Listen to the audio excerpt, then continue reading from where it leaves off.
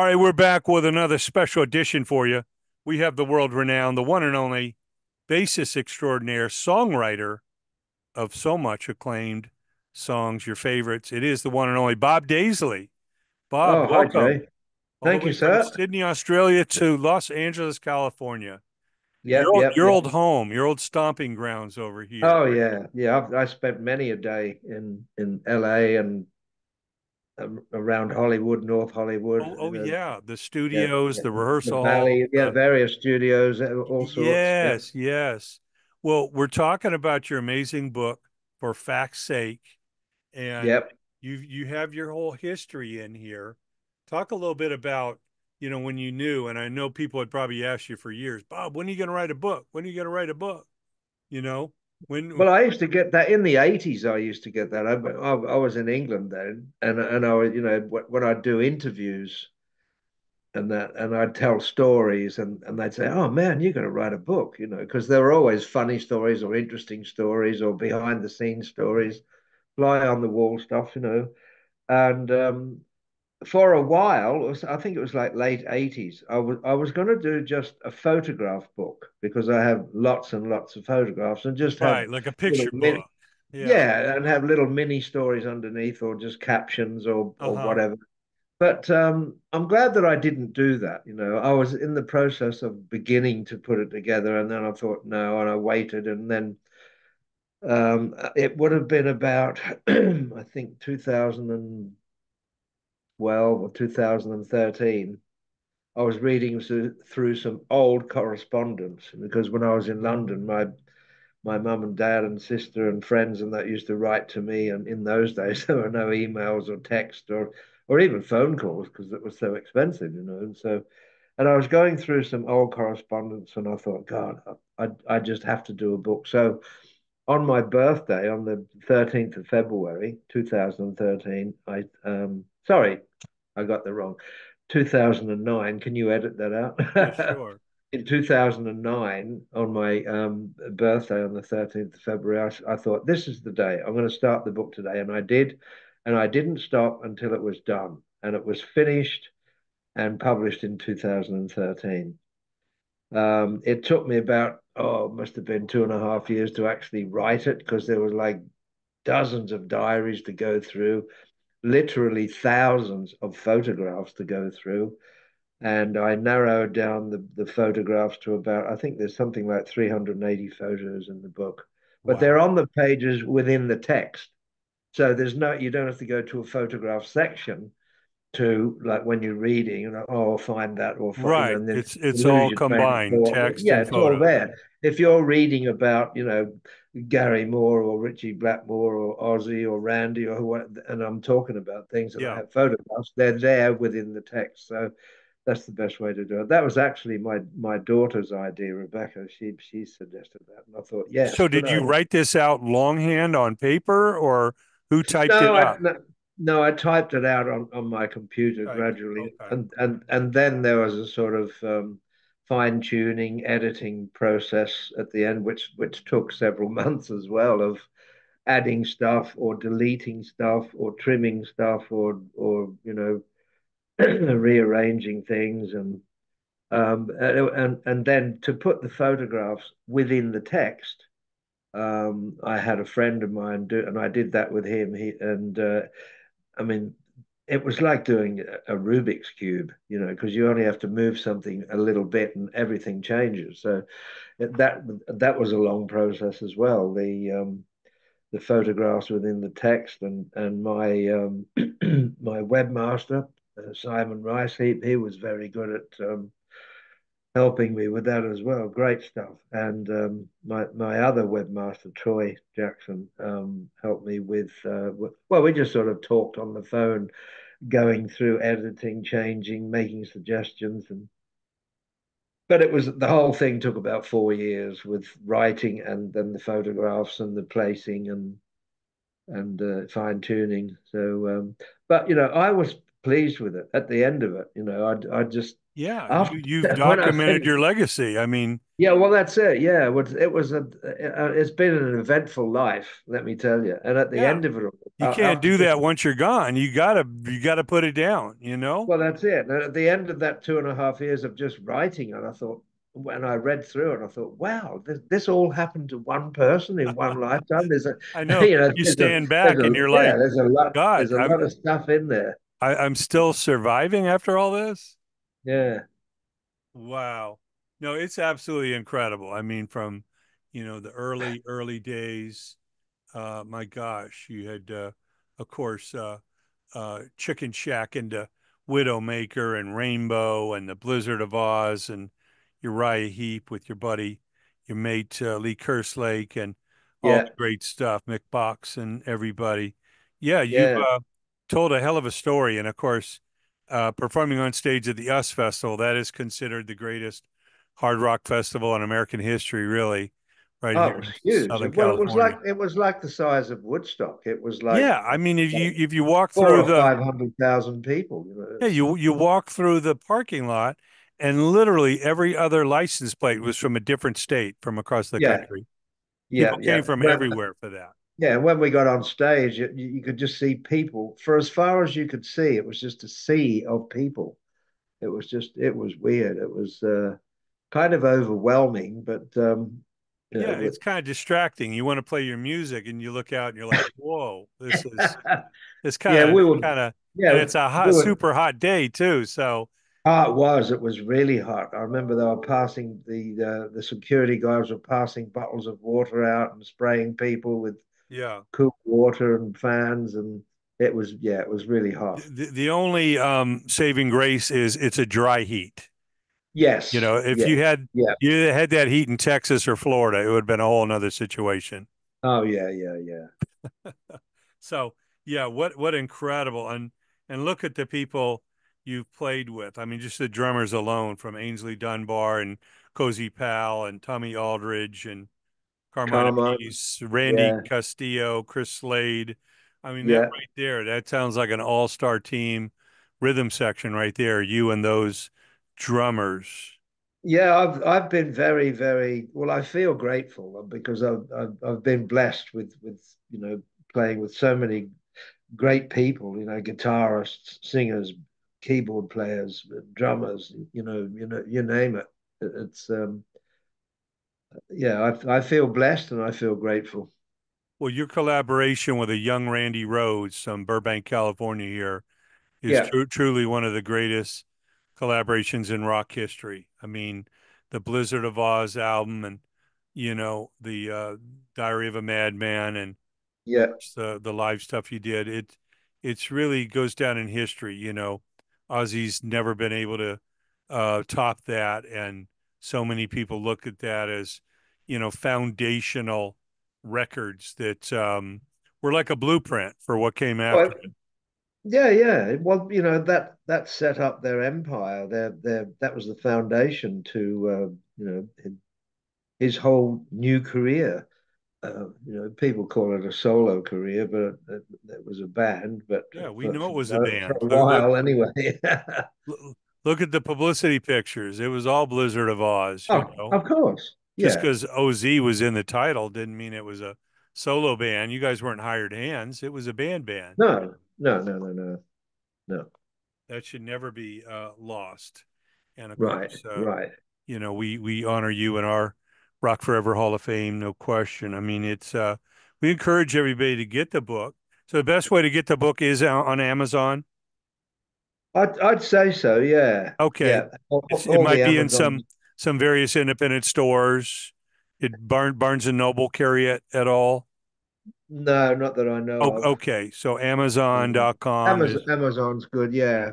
is There's some shops here in Sydney, like there's a record shop in the city okay. called Utopia Records. They have it, and Sandy's at a place called DY. They have it, but mostly it's Amazon. So Um, were all the books printed in England, or did you do a run here in North oh America? no, no, no, they're all printed in England. And it's Okay. high quality, it's good quality paper and it's hardback and it's and for what it is, it's not expensive. It's very good quality, and I wanted to maintain the quality. I didn't want to go to Taiwan or China or something for a cheap product just to make money. That's it's not about that. It was about what's in it. Yeah. Well, it tells your story. And of course, you worked with the late, great Ronnie James Dio on Oh yeah, the Rainbow Rising, or no, Long Live Rock and Roll long album. live rock and roll. Yeah, Yeah. and I did some stuff with Ronnie live in '98 as well. So, Okay. but yeah, the recording things that was long live rock and roll when I first joined Rainbow. Yeah, You got a Ronnie story you can tell us? I mean, everybody's always so amazed how humble and down to earth and nice Ronnie was. He loved sports. He loved dogs yeah, and yeah. animals. He Do loved you have a English Ronnie humor story as you well. can share with us?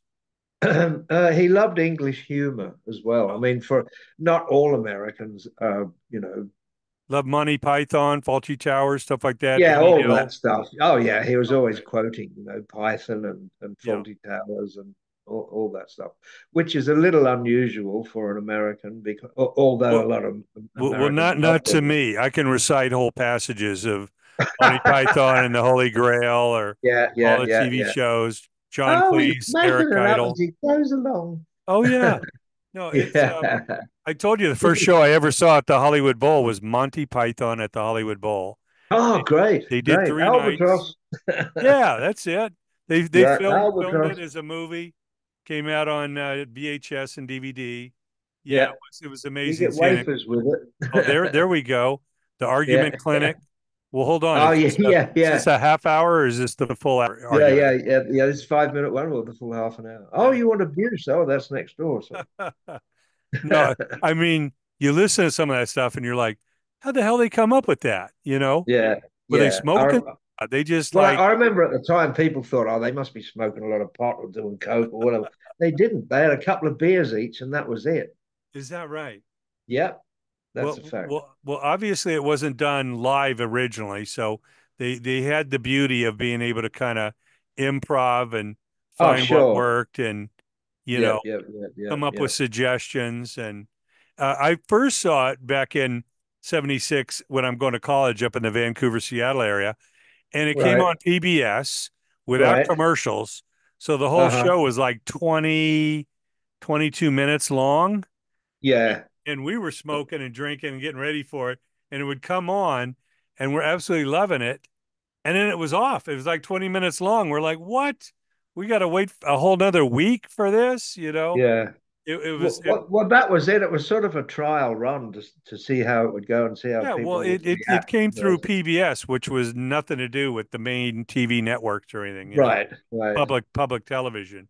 And we Yeah, were, I remember in London in sort of around 71, 72, whatever night it was on in the middle of the week, like yeah, Wednesday or Thursday okay. or whatever it was, and people would like smoke a joint and get bit, and everybody would gather around Oh watching yeah, next Python, um, you know, the episode, the flying circus and is coming. yeah, Monty Python's Flying Circus. Yeah, What an amazing time. So yeah, no, I fell in love with all of that, and yeah. I found so much of the American sitcoms, American humor. There were great comedians, but a lot of it was very trite compared to this Well, stuff. yeah, And yeah, then I loved it when Saturday Night Live would feature, they had Michael Palin on as a guest, they had Eric Idle yes, on as a guest. I think Graham yeah, Chapman did it. And yeah. you could just tell that, John Belushi or Chevy Chase or Dan Aykroyd, all these guys just loved Python. So Oh, sure. they even referred to Sure. Yeah, Python as, I like Saturday Night Live. There's some great guests on there yeah. too. Yeah. Well, I remember at one point they called Land them, Shark. yeah, there The you go. They called them the Beatles of comedy at one point. I heard someone say, Pythons. yeah. Well, Oh yeah, they've always are you known that. familiar with this special, The Ruddles? Yes. Oh, The Ruddles was brilliant. Yeah. Eric Idle got a budget from Lauren Michaels of Saturday Night Live, Yeah. went out and did the satire on the Beatles, The Ruttles. Yeah. That's all right, all you Rutland. need Yeah, is cash rather than all you need is yeah. love. All you need I've is got cash. that. I've got both those albums that they did, the Rutland, Oh yeah. because yeah, it's like a caricature of Beatle music. Yeah, they had great little Brilliant. melodies It's and clever. Yeah, very clever. Neil Innes and some of Yeah, those Neil guys. Innes. Yeah, Bonzo Dog Doodle Yeah. band. He was, But yeah, the little documentary, the spoof, it was before Spinal Tap. It was like the first rockumentary, yeah. and they had scenes like Eric Idle. He's being interviewed by a camera, and the camera's rolling back, and he's starting to walk faster, and Oh he's yeah, and then it gets faster and faster. yeah, Yeah, he's running down the street, and the camera's in yeah, like the back of a truck. I love those scenes. yeah, yeah, yeah. But yeah, it was kind of a spin-off of Python. I think Python was off the air by that point, so they were already starting to do movies. They did, of course, Life of Brian and The Yeah, I Meaning went of to see Life. Life of Brian at the end of 1979 in London, was when Randy was first in London, and he and I went to see Life of Brian Ah, at a cinema on Edgware Road, just near Marble Arch in London. was he And familiar with Python? yeah, oh yeah, he knew who Python was, and Okay, he'd seen so some stuff of that, and he that was was new, groundbreaking stuff. That because there was such a hoo-ha about, oh, this is blasphemous and yeah. all the rest. Bring out your dead. Yeah, well, he did say Jehovah. Yeah. I don't Oh, think it should be blasphemy just saying Jehovah, only making it worse. Making it worse? How can it be worse? Jehovah, Jehovah. I love it. oh, crazy, silly Yeah, yeah, stuff. yeah. But Yeah. I've seen Life of Brian, oh, at least 70 times or Oh, something. yeah. Because when I Well, was touring with Uriah Heep, we had it on the tour bus and we watched it every day for 7 weeks. oh my God. Yeah, So there's I 49 think times Monty there. Python, the Holy Grail. I think I've seen that at least 100 times or more. Oh yeah, it's just And they're brilliant. movies where you can just put them on anywhere within the movie and just watch for a few minutes. Yep, You don't even have to watch the whole thing. Just yep, yep, you, yeah. you know any little Yeah, scene. I've got the whole box set of all the episodes of Oh, the of TV show course. as well. Yeah, Yeah, the DVDs, yeah. the killer rabbit, the troll there at the bridge. it's, it's only a harmless wee bunny. What incredible stuff. Well, we want to encourage everybody get the book. It is, for fact's sake, by the one and only Bob Daisley and more. Well, there's a story in that you mentioned Spinal Tap. There's a story Yes. in the book that actually inspired um, the movie, or one of the sketches in the movie of Spinal Tap. It was when I was with Uriah Heep, and we played at an Air Force base in America, and Oh boy. it would have been about 1982, I think. Okay. And when we got there, they had this really cheesy sign out the front, homemade with glitter on it, and and when we Right. started playing, all these people came in, and it was all Air Force people in their uniforms, and the wives had ball gowns on, and we thought, oh, well, what is this? Was it And like the anyway, NCO club or something for the officers' night off or something? I don't know what it was, but they got us to play there, and it was so weird because they were all dancing arm in arm with ball gowns on and Yeah, uniforms, and it had to be the then NC it and sounded like then all officers rather than infantry.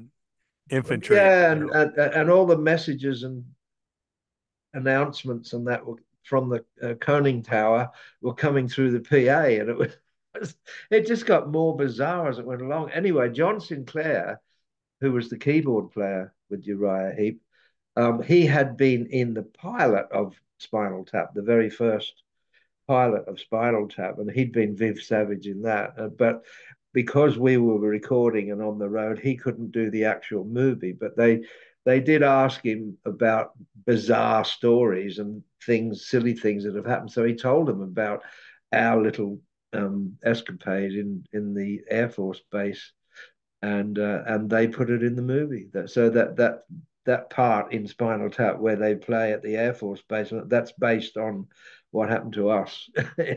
Well, in fantastic. Yeah, that's Yeah, Lieutenant Hookstrat. He says I shouldn't get too close to the band. My hair's getting a little long. They might think I'm in the band. that's it. Yeah, He yeah. says Well, that'll he says so the idea is to get on play a couple ballads where I can, a couple slow songs so I can dance with my girl and then get it off. He's like he's it's all like military time with him. Yep, yep, yep, yep. It's pretty Yeah. amazing. Well, we want to encourage everybody, go get the book for fact's sake. Look it up on Amazon. Bob Daisley is our guest and the author. You're going to love these stories.